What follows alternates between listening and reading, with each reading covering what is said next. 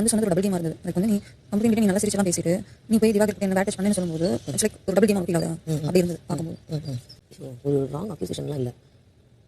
But அப்படியே தான் இருக்கும் வெளியில பார்க்கும்போது. நான் வந்து ஒரு அதாவது நீ வந்து நீ ஒருத்தவங்க கிட்ட நீ வந்து உன்னோட சிக்னல்ஸ் நீ கொடுக்குற. ஆனா இந்த பக்கம் நீ வந்துட்டு அவன் பேட் டச் பண்றேன்னு சொன்னா அது ரொம்ப வேற மாதிரி ஆயிடுச்சு. புரியுதா? அது என்ன பேட் டச்? ஏன்னா நீங்க வந்து கன்சர்னோட தான் இருந்தீங்க. ஓகேவா? ஆனா நீ வெளியில வந்து நீ மாத்தி பேசும்போது நீ அந்த ஒரு வில்லி மாதிரி தெரிஞ்சது. அதுதான் வந்து நான் சொன்னது. இப்போ பார்வதி அவர்கள் என்னதான் சொல்ல வராங்க? ராங் அக்யூசேஷன் கிடையாது அப்படின்ற மாரி சொல்றாங்க. ராங் அக்யூசேஷன் கிடையாதுன்னா, அப்ப கம்ருதீன் அவர்கள் வந்து நிஜமாவே இவங்க கிட்ட வந்து பேட் டச் பண்ண வந்தது நான் இப்போ வரைக்கும் மறுக்கல. அது ராங் அக்யூசேஷன் கிடையாது அப்படின்ற மாரி சொல்றாங்களா?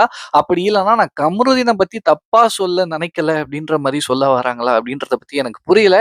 நீங்க தெரிஞ்சா மறக்காம என் கூட ஷேர் பண்ணிக்கோங்க. இது ஒரு பக்கம் இருந்தாலுமே, இன்னொரு விஷயம் இந்த டபுள் கேம் அப்படின்ற ஒரு விஷயத்த பத்தி சாண்ட்ரா வந்து பார்வதிய பார்த்து சொன்னாங்கல்ல. இந்த ஒரு விஷயத்துல மட்டும் தான் இவங்களோட டபுள் கேம் தெரிஞ்சுச்சா? எந்த விஷயமா இருந்தாலும் பார்வதி டபுள் கேம்ல கில்லாடி அப்படின்னு தான் சொல்லி ஆகணும்.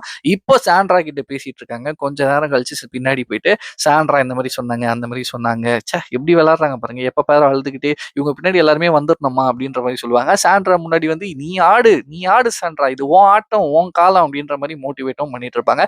அதனால டபுள் கேம் என்றால் பார்வதியை வந்து தாராளமாக சொல்லலாம். இந்த ஒரு இன்சிடென்ட் மட்டும் இல்ல, இந்த மாதிரி நிறைய இன்சிடென்ட் இருக்கு. சாண்ட்ராவும் லேசுப்பட்ட ஆள் கிடையாது அப்படின்னு தான் சொல்லி ஆகணும். லைக் அவங்க வந்து எப்போ யாரை வந்து பிளேம் பண்ணலாம் அப்படின்ற மாதிரி ரொம்பவும் யோசிச்சுட்டே இருப்பாங்க போல. லைக் கனியெல்லாம் அந்த மாதிரி சொன்னது வந்து அது சுத்தமா ஏத்துக்கவே முடியல அப்படின்னு தான் சொல்லி ஆகணும். அந்த பசங்களை நீங்க வந்து என் பசங்களை பத்தி தான் கிண்டல் பண்ணி பாருங்க அப்படின்னு சொன்னதெல்லாம் சுத்தமா ஏத்துக்க முடியல அப்படின்னு தான் சொல்லி ஆகணும். ஒருவேளை இவங்களோட மைண்ட் இவங்களோட தாட்ஸ்லாம் அந்த மாதிரி இருக்கும் போல. ஒருத்தங்க வந்து நம்மளை பத்தி எதுவுமே நினைக்காம இருப்பாங்க. பட் இருந்தாலும் அவன் என்னை பத்தி தான் நினைக்கிறான், அவன் என்னதான் பார்க்குறான், அவன் என்னை பத்தி தான் பேசிட்டு இருக்கான் அப்படின்ற மாதிரி சொல்லுவாங்கல்ல.